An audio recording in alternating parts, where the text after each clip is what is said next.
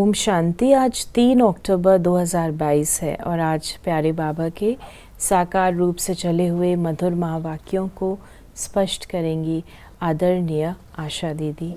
ओम शांति दीदी। ओम शांति। बाबा ने कहा, मीठे बच्चे, तुम हो रूहानी योद्धे। तुम्हें बाप से बहुत बड़े बड़े ज्ञान के गोले मिल रहे हैं जिनसे माया दुश्मन पर जीत पानी है। बाबा हमारे कमांडर है ना, और हम सोल्जर्स हैं, लेकिन हम रूहानी हैं। बाबा भी रूहानी है। हमारी युद्ध कोई व्यक्तियों से नहीं है, हमारी युद्ध तो सूक्ष्म है, माया के साथ है। तो माया जब अपने गोले फेंकती है तो बच्चों को दर्द दुख होता है। तो बाबा कहते हैं तुमको मैं ज्ञान के गोले देता हूँ। ज्ञान के गोले से उसका गोला जो है वो काम नहीं करेगा। प्रश्न है, किस राज को समझने से तुम बेफिक्र बादशाह बन गए हो? सारे ड्रामा के राज को समझने से बेफिक्र बादशाह बन गए। अभी तुम्हें पता है कि हम पुराना हिसाब किताब चुकतू करके 21 जन्मों के लिए ज्ञान योग से अपनी झोली भर रहे हैं। आज बाबा ने कहा ज्ञान योग से अपनी झोली भर रहे हैं। हम दोनों से भरते हैं ना, क्योंकि देखिए ज्ञान भी टिकेगा तब जब बाबा से योग होगा। तो योग का चार्ट बढ़ाने का साधन है ज्ञान का मनन और चिंतन करना, क्योंकि बुद्धि उससे फ्रेश रहती है, बुद्धि उससे हमारी क्लीन रहती है, क्लियर रहती है। तो ज्ञान दाता तो याद आएगा। तो ज्ञान और योग दोनों से झोली भरते हैं। हम शिव बाबा के पोत्रे, ब्रह्मा बाबा के बच्चे हैं, तो फिक्र किस बात की करें? गीत है, तकदीर जगा कर आई हूँ। बाप बैठ समझाते हैं, मेरे लाडले बच्चे, तुम गुप्त सेना हो और तुम बच्चों को ज्ञान का बारूद, बड़े बड़े ज्ञान के गोले मिल रहे हैं। तुम जानते हो ये वही गीता का एपिसोड अर्थात वही ड्रामा का पार्ट फिर से बज रहा है। एक गीता शास्त्र ही है जिसका महाभारत लड़ाई से कनेक्शन है। तुम बच्चे गुप्त सेना हो। जैसे वो लोग प्रैक्टिस कर रहे हैं गोले रिफाइन हो जाएं, वैसे शिव बाबा भी कहते हैं ब्रह्मा द्वारा तुमको बहुत अच्छे अच्छे ज्ञान के गोले दे रहा हूँ। तो तुम मनुष्यों को अच्छी तरह से शंख ध्वनि करो कि गीता का पाठ फिर से बज रहा है और हेवनली डेटी किंगडम स्थापन हो रहा है। बाबा कहते हैं लोगों को बताओ, क्योंकि ये कर तो रहे हैं, लेकिन आप चंद मुट्ठी भर से तो नहीं होगा ना काम। विश्व परिवर्तन का काम है, तो विश्व परिवर्तन के कार्य के लिए विश्व की आत्मा को बताना ज़रूरी है। वो सेना मेहनत करती है राजा रानी के लिए, तुम अपने लिए ही माया पर जीत पहन 21 जन्मों की बादशाही लेते हो। 5000 वर्ष मुआफिक। ये तो तुम्हारी बुद्धि में है कि बरोबर हम अपनी तकदीर बना रहे हैं। वो तो अल्पकाल के लिए बड़ी तनख्वाह लेते हैं। यहाँ तुम हर एक अपने लिए 21 जन्मों की प्रारब्ध बनाते हो। तुम मम्मा बाबा से भी ऊंच जा सकते हो, परंतु विवेक कहता है मम्मा बाबा से ऊंच कोई जा नहीं सकता। बल सूर्य चांद को ग्रहण लगता है, परंतु टूट नहीं सकते। सितारे तो टूट पड़ते हैं। बाबा ने कहा कि मम्मा बाबा है, तब तो मम्मा बाबा है ना, पुरुषार्थ के कारण से। अगर ऐसा पुरुषार्थ ना हो, ऐसा उनका जीवन ना हो, तो उनको मम्मा बाबा भी कौन एक्सेप्ट करेगा? बाबा ने कहा, बाबा कहते हैं मेरे लाडले बच्चे, मैं तुम बच्चों को क्यों नहीं याद करूँगा? ऐसे सिकी लदे बच्चे क्यों नहीं याद आएंगे? परंतु अनुभव कहता है बच्चे बाप को याद करना भूल जाते हैं। अपने को सजनी समझने से भी बच्चे समझेंगे तो जास्ती ताकत मिलेगी, क्योंकि सजनी तो हाफ पार्टनर है, साजन के साथ। बच्चे तो बाप के फुल वारिस हो जाते हैं, इसलिए बाबा कहते हैं हमको ज्ञानी तू आत्मा से प्यार है। ध्यानी को साक्षात्कार की इच्छा रहती है। जो सारा दिन बाबा बाबा करते रहेंगे उनको तो ज्ञानी कहेंगे।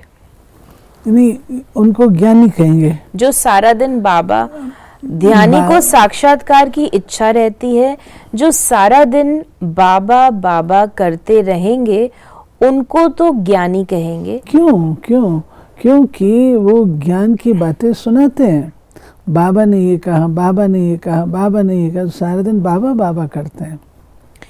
बाबा को ज्ञान का बहुत शौक है।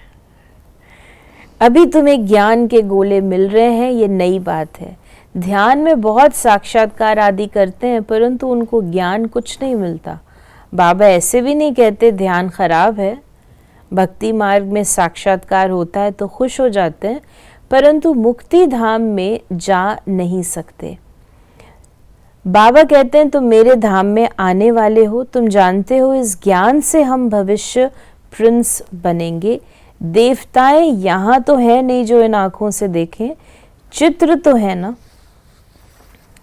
तो बाबा ने हम बच्चों को कहा कि ज्ञान से भी समझ सकते हैं कि वहाँ हमारी। बाबा जो है ध्यानी और ज्ञानी दोनों में अंतर बताए। जो ध्यानी आत्मा है वो सिर्फ साक्षात्कार करके बैठ जाएगा। अब अगर उनको ये ज्ञान नहीं है कि साक्षात्कार किस चीज़ का किया, एक्सप्लेन नहीं कर पाएंगे ना, तो इसलिए बाबा कहते ज्ञानी तो आत्मा अधिक। बाबा साक्षात्कार कराते हैं कि निश्चय हो जाए कि हम भविष्य महारानी बन रहे हैं। ज्ञान से भी समझ सकते हैं कि वहाँ हमारी आत्मा और शरीर दोनों पवित्र होंगे। ये जो हम सो का मंत्र है वो अभी का है। शिव बाबा को याद करने से ताकत मिलती है। हातम ताई का खेल दिखाते हैं, मुलहरा डालते थे तो माया उड़ जाती थी। बाबा खुद कहते हैं, हे लाडले बच्चे, भल सब कुछ काम काज करो, सिर्फ बुद्धि से बाप को याद करना है। तुम्हारा है एक परम धाम। फिर बाबा ने हम बच्चों को कहा कि बाप कहते योग अग्नि से तुम्हारे पाप आप ही विनाश हो जाएंगे, मैं कुछ नहीं करता हूँ। ये बात भी ना, लोग कहते हैं हे भगवान हमारे पाप माफ़ कर दो, कृपा कर दो, आशीर्वाद कर दो, ये कर दो। बाबा कहते हैं कर्म तुमने किए हैं तो तुमको ही उनको मिटाना भी है, सदा तुमको उनकी मिलेगी। और अगर तुम अपने विकर्म विनाश करोगे तो सदा आधी भी हो जाएगी, ख़त्म भी हो जाएगी। इसलिए आपको ही योग लगाना है। मैं कोई आपके पापों को नाश ऐसे नहीं करूँगा, याद करो तो तुम्हारे पाप नाश हो। तुम जानते हो हम जीवन मुक्ति में जाने के लिए पुरुषार्थ कर रहे हैं, जिसमें ज्ञान की दरकार है। मुक्ति में हमको ठहरना नहीं है, हमारा ऑलराउंड पार्ट है। जैसे रेल में तुम आते हो वाया अहमदाबाद करते हो ना, हमको भी जीवन मुक्ति में जाना है वाया मुक्ति। घड़ी घड़ी परम धाम को याद करो। उन स्कूलों में 5-6 घंटा पढ़ते हैं, यहाँ इतना नहीं पढ़ सकते, इसलिए कहा जाता है एक घड़ी आधी घड़ी। इसमें अमृत वेला अच्छा है, स्नान भी अमृत वेला किया जाता है। एक बार मुरली सुनकर फिर ये पॉइंट्स रिपीट करते रहो। टेप में भी मुरली भरी जाती है। भल तुम 15 दिन के बाद सुनेंगे तो भी सुनने से रिफ्रेश हो जाएंगे। कोई पॉइंट्स ध्यान में नहीं होंगी तो झट ख्याल में आ जाएगा। मुरली के नोट्स अपने पास रखने अच्छे हैं, ये बारूद है। मैंने एक बहन को देखा है, उसको जब समय मिलता है वो मुरली पढ़ती है, क्योंकि और उससे उसको फ़ायदा भी बहुत होता है। अकेली बैठी होगी मुरली पढ़ती। फिर बाबा ने कहा कि कोई तो अच्छी रीति नोट्स भी लेते हैं, कोई नोट्स भी नहीं लेते हैं। बाबा कहेंगे ये भी तुम्हारा कर्म बंधन है, वो भी उनके ही कर्म बंधन विकर्म है। तुम बच्चे जानते हो हमारी राजधानी स्थापन हो रही है। फिर बाबा ने कहा कि तुम योग बल से भाग्य लेते हो। सतयुग में लक्ष्मी नारायण को राजाई कहाँ से मिली? कलयुग की रात पूरी हो, फिर सतयुग दिन होना है। दिन में राजाई, रात में धम्मचक्र। बाबा आते हैं तो हम धन के बन जाते हैं। फिर बाबा ने हम बच्चों को कहा कि तुम्हारी बुद्धि में सारे ब्रह्मांड और सृष्टि की नॉलेज है। कितनी सहज बात है। मुख्य है गीता की बात। गीता में भगवान का नाम बदल दिया है। ये है ज्ञान के गोले। एक बात को युक्ति से समझाओ। इस समय सब दुबन में फंसे हुए हैं। बाबा आकर दुबन से निकालने के लिए साधना कराते हैं। माया ने पंख तोड़ दिए हैं, उड़ नहीं सकते। अभी सबको पवित्र बनकर वापस जाना है। तुम पुरुषार्थ कर रहे हो बाबा से फिर से राज्य भाग्य लेने। बाप समझाते हैं कि तुमको खुशी रहनी चाहिए। जो अच्छी तरह धारण कर आप सामान बनाते रहेंगे उनको बहुत खुशी रहेगी। नंबर 1 जो पास होगा उनको ज़रूर खुशी होगी। गवर्नमेंट भी स्कॉलरशिप देती है। तुम्हारी भी माला बनी हुई है। 108 की माला होती है, 16,108 की भी होती है। एक बॉक्स बनाते हैं, उसमें डाल देते हैं। अब तुम समझ गए हो कि यह माला किसकी है।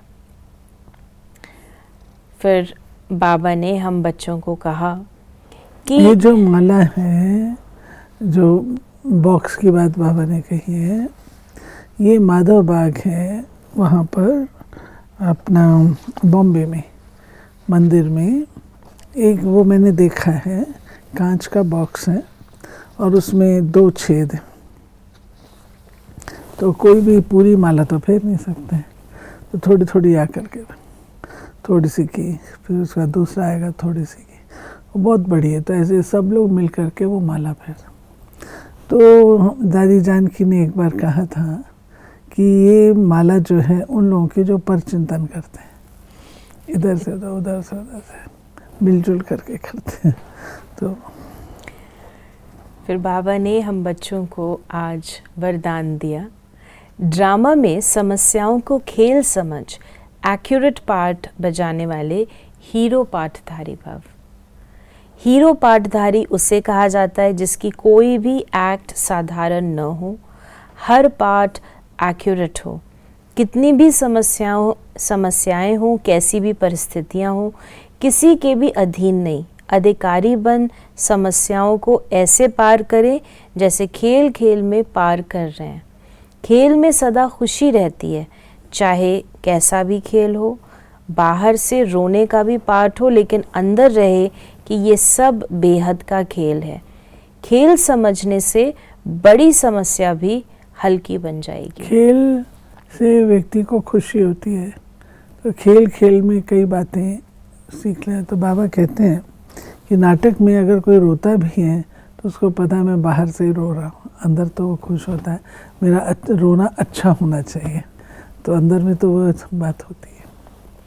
स्लोगन है आज का, जो सदा प्रसन्न रहते हैं वही प्रशंसा के पात्र हैं। तो ये थे बाबा के आज के मधुर महावाक्यों का स्पष्टीकरण।